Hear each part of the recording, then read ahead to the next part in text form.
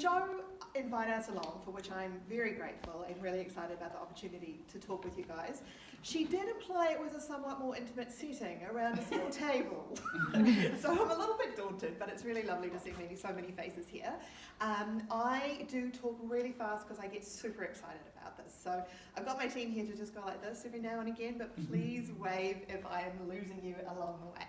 But as I said, super exciting to be here. As Jo mentioned, so my role is Head of Supporter Relations with the Neurological Foundation.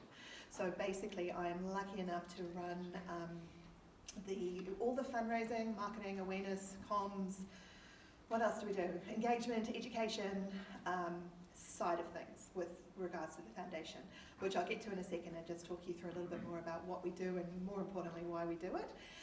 As Jo said, Susie McCarty is our channel manager. So basically, she is my ultimate, not even right-hand woman, like just everything. So when it comes to campaigns, basically anything to do with the work that we do, Susie is across, and Steph is our engagement and marketing coordinator. So she's basically the person who gets the shit done. And she does tremendous work. So it's really lovely to have them both here. They are also the gurus when it comes to any questions. So I'm very much big picture, which you might find with some of your clients. You're going to have your big picture people, and then you've got the people who actually get the stuff done. This is these guys. So I'm going to run you through a bit of an overview about the foundation, and please, I think probably hold on to any questions for the end, and then we'll get into details, both with reference to the foundation, but also what we're really hoping to work with you guys on. So, the foundation is in a really interesting place in that we've been around for 51 years this year. We are what you would consider one of the top 10 foundations or charities in the country when it comes to income and output. When it comes to brand awareness and position in the marketplace, we are not so high. In fact, many of you probably either haven't heard of us, or if you have, you may not actually know anything about what it is we actually do. You may look at neurological, be able to put two and two together, go something to do with the brain and the central nervous system, maybe. So we're in a really interesting position. We get a lot of incredible funding, as you can see, since 71. And this actually needs to be updated. We've raised about $55 million worth of donations through appeals, very generous individual supporters and givers. We get no government funding, so everything comes through from really kind and generous Kiwis. $55 million is a bucket load of money. Given our relatively limited public reach in terms of awareness and position in the marketplace, we're really proud of that. But it does say we have an awful long way to go, and there's a lot of opportunities to connect in with more people on a louder and prouder basis, basically. So basically our job, or the role of the foundation, is to raise funds to fund neurological research. So this is research into neurological, brain-related conditions, central nervous system, and so we are the only agency that specialises in funding this particular type of research. The Research New Zealand does fund a little bit of research in this space, but it goes into the main pool, so you're also up against toenails and kidneys. So we're the only guys who actually focus on this particular piece of work. So, people often, when we talk about neurological conditions, people often think about the big ones. So you'd probably be familiar, people in your own lives, probably been affected, stroke, Parkinson's, dementia, spinal cord injury, traumatic brain injury, brain cancers, things like autism. Mental illness falls under neurological conditions from the physical perspective, migraines, epilepsy. People often think of what we kind of consider the big ones, if you like. What people are often a little bit surprised by is that there are over 700 different types of neurological conditions. So it's often one of those things that, we have quite a defined idea about it, but actually when you get into it, it's over 700 different types. So we talk about, it's basically a very conservative estimate, because we work with scientists who are nothing but conservative, bless them. The conservative estimate is that neuroconditions will directly affect 1 in 5 people. So that's 1 in 5 Kiwis are affected by one of these or one of the other 600 and whatever the maths is after this one. So if you take a look around today, that means I reckon every single person in this room will know someone, either themselves or somebody close to them, who's been affected. We often think of older people. It could be our grandparents who've maybe been affected by stroke or dementia, Alzheimer's, something like that. What a lot of people don't think about is that it affects people throughout the whole breadth of our lives. So you've got congenital birth conditions where neuro conditions are with us right from birth, genetics, those that come along with advancing age. You've got injury and trauma. So as you can see, it covers a huge range of conditions. So we are also the funders. I don't know if has anyone heard of the Brain Bank? Sounds a little bit weird. Anyone? Awesome. So we here in New Zealand are incredibly lucky. There is exactly what it sounds like, a brain bank up at the Centre for Brain Research, up sort of hospital, university med centre, where it is what it sounds like. It is a world-class, state-of-the-art bank, basically, of brains. So this is where people, very, very generous people and their families donate their brains after they've passed away. And what this allows the researchers to do from across the country and around the globe is to use the tissues and the cells that are donated through the donations of the brain to work on an incredible raft of research. They predominantly focus on Huntington's, dementia and Alzheimer's. Dementia and Alzheimer's are both a condition that is actually only diagnosed formally. If there is a post-mortem and an autopsy, it's not something that you can, that it's actually only something that shows up if the brain is looked at after the person's passed away. What they diagnose on is behaviour and symptoms. But you can tell that, so this has been around for a very long time, was set up by the most incredible man. If you ever have the opportunity to hear a guy called Sir Richard Full speak, I really recommend you do it. He's basically the grandfather of neuro research, certainly in New Zealand, but pretty much around the globe. We are also, we fund the chair of clinical neurology. So for the last many years, since 2008, this is focused on the stroke. It's what they call clot retrieval. So this is basically for certain types of strokes. If you have a stroke and all the stars aligned and things are lined up, they can actually go in, up through the vein, grab the clot, pull it out. Utterly insane, like so incredible. But obviously, as you can understand, this kind of science and all the other types of science, it costs money. They're not quick. They cost a lot of money, and basically that is where we come in. So, types of stuff that we work on. As I said, covers the real range. We've just come out of our last funding round, which I think funded how many projects? 30 odd projects? It was 20-something, 1.6 million. Yeah, so we have 2 funding rounds a year where we give out the funding, and last round, which has just closed and been announced, we gave out $1.7 million of research and about 25 different projects. So Kathy's actually the chair of our board. So again, being a charity, we are run by a governance board, so we call it our council, it's our board, and then we have our operations team, which is just based up in Grafton.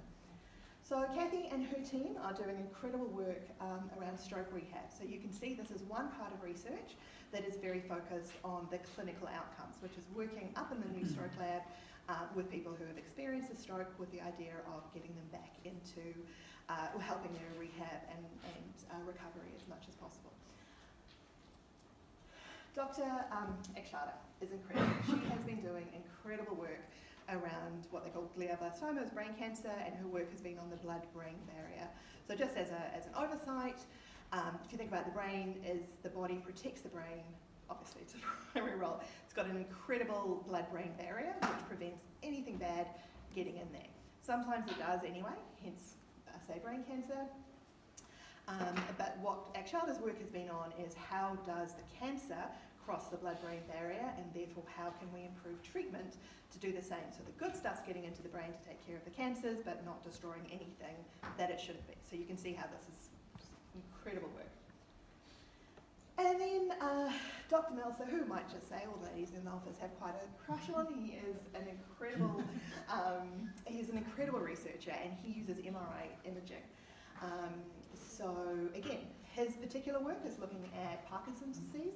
Some of you may have relatives or friends and family who've experienced Parkinson's, and what Tracy's doing is working on imaging to allow the clinicians to pick it up and then work on treatment. So it's a super fast whistle tour of the types of research. What I have done is sent Joe a link to our latest annual report, which outlines the research that was funded in the past year. So if it is something you're interested in, or if you feel it might help you with your work, that the annual report, which is hot off the press, does outline our last year's worth of activity in the research space.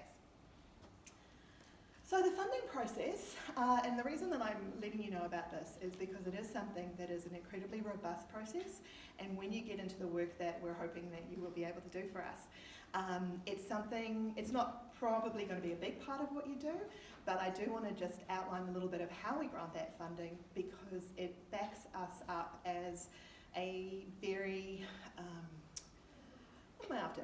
The process of granting funding is incredibly robust. So we are coming in at a very high trustworthiness level. That's not actually a word, but you know what I mean. So basically, we go out 2 times a year and ask for expressions of interest from the research community, and they put their applications in, and then there's a very, very thorough assessment criteria, which we have nothing to do with for obvious reasons, but we're really going out to the experts both around the country, and all our research is internationally peer reviewed as well. So what that means for us is that by the time we grant the funding to the research projects, we can absolutely categorically say it is the best of the best research. So, now we get to the good stuff, but from our perspective. So, as I mentioned, that $55 million over the last couple of years was sitting at about $5 or $6 million a year. Obviously it's grown over those years. But charitable giving is changing. It was changing before COVID came along and basically destroyed parts of the economy. So you can understand that a big part of charitable giving comes from people's discretionary income. Philanthropic giving is driven by a need that is not a circumstantial need, in the sense of somebody needs to buy a widget or buy for groceries. So we have taken a really, along with every other charity, well, every other business I suppose in the country, we've taken a hell of a knock over the last 2 years with reference to income. Where we make up our income is predominantly through individual givers. Some of those are what we class as major givers. So these are people who have the capacity and the ability and interest to give at what we would consider a major giving level. For us, that's over about $20,000. So these are people who perhaps are at a stage in their life or their career or whatever where they're able to make what we call philanthropic giving, which is a larger gift, which is incredibly important, and we're very, very grateful for that. And those people are predominantly interested in funding what we call tagged funds. So they may have a personal project or research area that they're particularly interested in. They would like to put $50K towards Akshada's research because it's of interest. Where the bulk of our funding comes from is what we call our individual givers. So these are people like all of us in the room. People who are giving at anywhere from the $10 to $1,000 level. And how they give is a mixture of ways. It could be in response to a DM, so a direct appeal when we go out to our database. We have a database of about 30,000 supporters, which sounds really fantastic in a lot of ways, but when we look at of those donors who are what we would consider to be active, which is perhaps someone who's made a donation in the last 24 months, 18 to 24 months, the numbers go down significantly. We have a regular giving program kind of by default. So you guys will be familiar with regular giving. This is where you sign up for a monthly or a fortnightly gift, and it just comes out of your bank account, and you're potentially part of a group with a charity that's giving to a particular cause. It's a really important tool for fundraising. It has research shows it's absolutely integral. The lifetime giving value of a regular giver is about 400% higher than a one-off donor. So we are incredibly lucky to have a band of regular givers who quite frankly have come to us off their own accord and set up bank transfer. We haven't asked them. So what that means for us is that there is interest in this space. it's becoming a far more, what's the word I'm after, common form of people giving. What that means for us is the need to develop what we would call a regular giving program to support people who choose to give this way, to make sure that they're getting what they need out of us. So while we're in a very tricky position, don't know if you guys know too much about the New Zealand charity space. There's over 27,000 charities in New Zealand, registered charities. So as you can imagine, the competition is pretty high. To be fair, that covers lots of really small local ones that are doing incredible work in their community, right up to, as I said, the real biggies, the World Visions and the Sallies and the people with brand net recognition. 27,000 in a country this size is really quite extraordinary. But it does, the reason I raise that is to really, I guess, show you the importance of standing out and connecting in with people. We are an organisation that people won't, what we find is, people don't get what we do until they really get it. And they get it when something happens to somebody in their house, in their family, and then they have cause to go, oh shit, and then they start reaching out. Normally what happens in that situation, or often, if somebody in their family perhaps has a stroke or is diagnosed with something, they go to what we call the care and support agency. So that might be the Stroke Foundation, Dementia New Zealand, Alzheimer's, MS. They're the guys who do incredible work on the ground, helping out with community support, nursing, clinical stuff. We don't touch anything like that. A couple of years on is often when we find people find us, because that's where they're going, we went through this hideous experience with grandma or my niece or whatever it is, I wonder what's happening in this space. So by the time people come to us, it's not necessarily that emotional connection that you might have when you reach out to a care and support agency.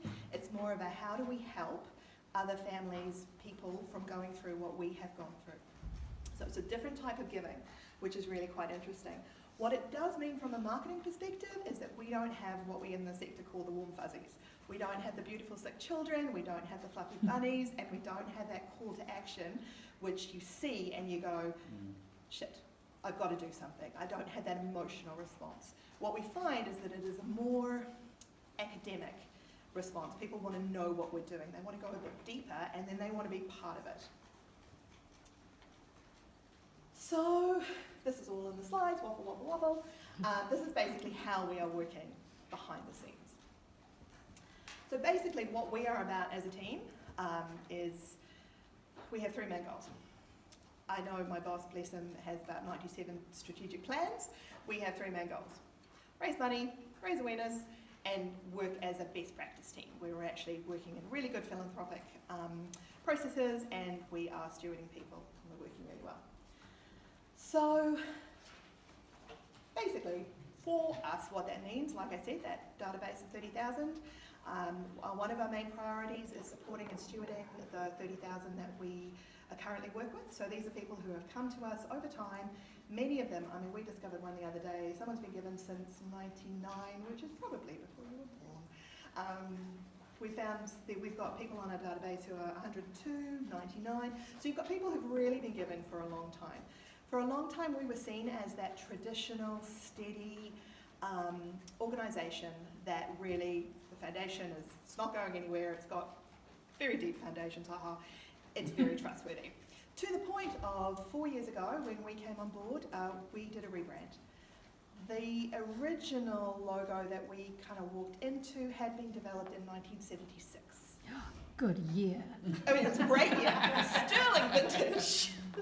However, the creative had not been looked at, well, they'd been looked at, but they decided for the sake of tradition and for the sake of not distressing those long-term donors, status quo. So 3-4 years ago, we did the rebrand into what you've been seeing here. And it's taken us a while to embed it, but it's working really well. And so part of the thinking behind that was to not change it fundamentally so that those solid existing long-term supporters weren't spooked, but I should have brought you a version of the old one. It was quite extraordinary, and it would not be resonating with younger people. And by younger, we talk a lot about wanting now to really focus on the younger demographic. We need to be really clear. When we say younger demographic, we are literally talking, what are we talking? 15 40. We're talking 40 to 65, Yeah. so Yeah. not at you guys. But for us, given that the majority of our actual database is sitting at the 80 plus range, you can understand we're running a risk here because natural attrition, obviously. And so where we have real capacity and opportunity is in that 40 to 65 year age group. The reason we're focused on that is that obviously people are getting to the stage in their life where maybe they've got a little bit more disposable income, in theory. Maybe it is you've had enough life experience to perhaps have your parents might have started experiencing things, or your wider family, and also your kids. And so you're thinking about what might it be for my kids. So that is where we are at. Main focus in terms of working with our existing donors is not rock the boat too much, because those older donors can get a little bit sensitive about that. But I think we've actually got that covered pretty well in the work that we're doing. What we're looking to do, and the reason we're talking to you guys, is about bringing new people on board and letting them know a little bit more about what we do. So for us, new and emerging channels is, as I said, focus on that 40 to 65, probably 35 to 65 year age group, very large. And not to say they're all in one audience, or certainly not how we would talk to them all, but it's at that sort of mid-range. We do have opportunities around peer-to-peer and community fundraising, which is some work that Steph's leading out. Regular giving, as I mentioned, corporate partnerships, which is a very slow burn. Part of the reason behind that is that, like I mentioned at the start, we don't have very good brand recognition. So you can understand from a corporate perspective, you're going to want to connect up with an organisation that when you are out there going, hey, we're supporting this Neurological Foundation, is going to have that brand recognition. And people go, oh my God, that's amazing. Mitre 10 has been a partner of ours for 31 years. You guys possibly didn't know that. I didn't know that until I started. we are their chosen charity. If I ask you guys who Mitre 10 support, you might say Surf Life Saving. You might say what your local Mitre 10 supports. Chances are you wouldn't have thought of us. So we do have some work to do on that front. So audiences, like we our maturists, as we said, this is basically the predominantly supporters that we already have on board. We've got our baby boomers, who are a growing area for us, but obviously what they want to know and what they want to connect with is different to your maturists. You've got your fabulous Generation X, not by They flaw. look so young. And then your Ys and your millennials and so forth. So, like I said, maturists and baby boomers we're looking to retain, because we've got them, we certainly don't have them all, so we're looking to acquire some new ones, but that is more of a retention strategy. Where our acquisition opportunities are really around Gen X and millennials. May I just jump in and say, for the purposes of this assignment, your target audience is Generation X. Yes, the best one. Yes. So, again, I'm going to run through this really quickly, and it is in the info that we have, so please don't panic, also it's tiny. But just to give you a snapshot around giving, so we do market research every year with Perceptive. This is how we get the information that depresses us soundly about our standing in the marketplace. That being said, we're heading in the right direction, which is really all you can do with research. So we, as I said, what this is showing us is some general trends around COVID, around the impact that local and global situation has been having on giving. And a little bit of insight into some of what people are reporting back on in terms of what works for them and doesn't work. What's really interesting is often we find, and with our database in particular, people who support us or any charity, what we found generally support between 3 and 4. So if you support one, chances are relatively high you are as a person going to be supporting 3 or 4 other agencies, which is fantastic, but again it means that you've got to be on the mark with reference to connecting with people to get, say if they have $100 disposable income, what can you, that they've earmarked for charitable giving, how do we get there? So this is a very sad bit, which is really interesting.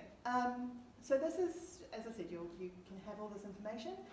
You'll see in terms of what is really interesting for us here is that our average donation is actually quite high and has gone up. which is interesting. So what this means is we've got fewer people giving, but what they are giving comes in at a higher average amount. So just something to bear in mind when you are working on things.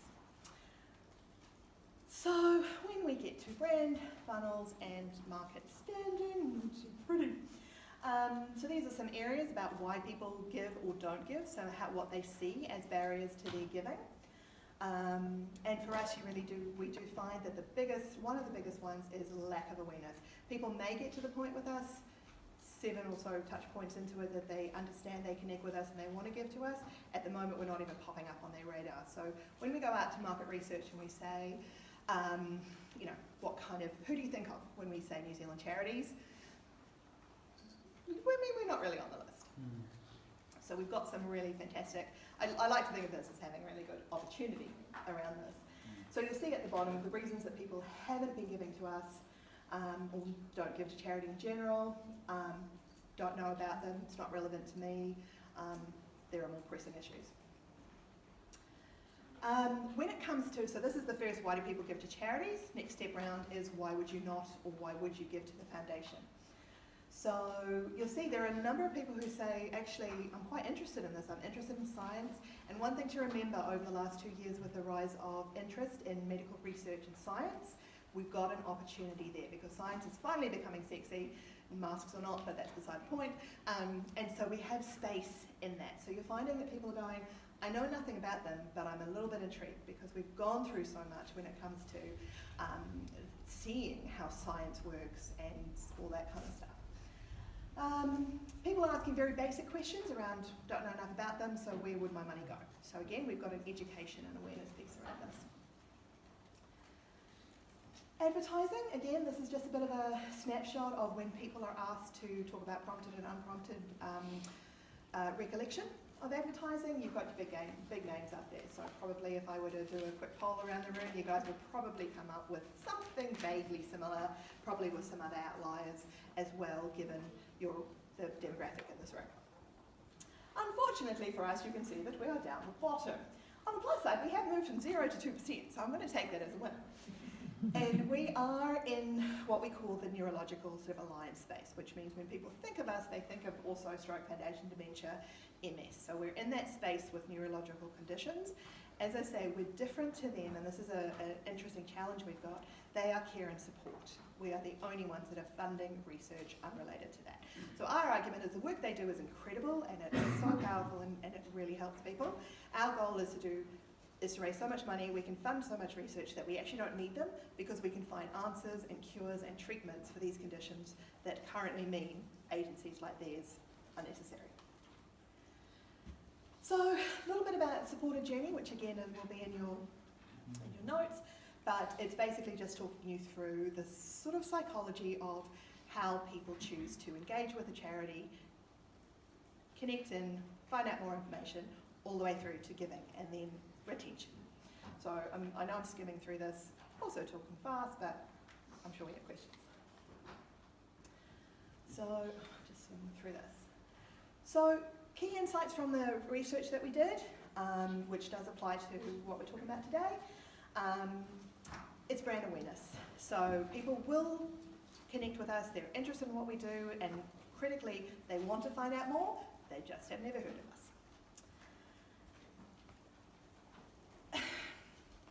The potential that we have, like I said, when people get it, they really get it.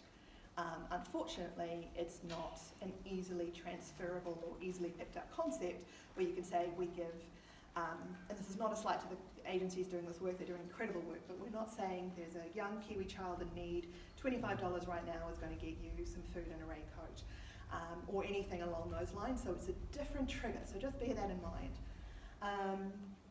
So what we're really after is finding ways to connect, particularly with that Gen X, to raise the level of acknowledgement of neurological conditions. As I said, we talk about the key figures being 1 in 5 Kiwis are affected directly, over 700 different conditions, and the fact that research is what, we talk about it being the pathway to hope. So research is what will get us there. So all this other stuff that's happening in this space is incredible. Our goal is to get to the point where that is not needed because we are finding solutions, cures, treatments and preventions to this type of thing. So, whistle-stop tour of such things. So, Joe's got all of this, and so there's detail. We have further information if you need it in terms of that market research. This is really, we pulled out what I think is probably going to be most useful for you guys with where you're at with it. But what I thought, if we've got time, we'll just open it up to the floor if you guys have any questions around either the work that we do, how we do it, why we do it, or more around the details of what we do in terms of where our money comes from and how we bring it in. Yeah, open to anything that might help you with your, I understand the next step is bringing together the brief and then working on a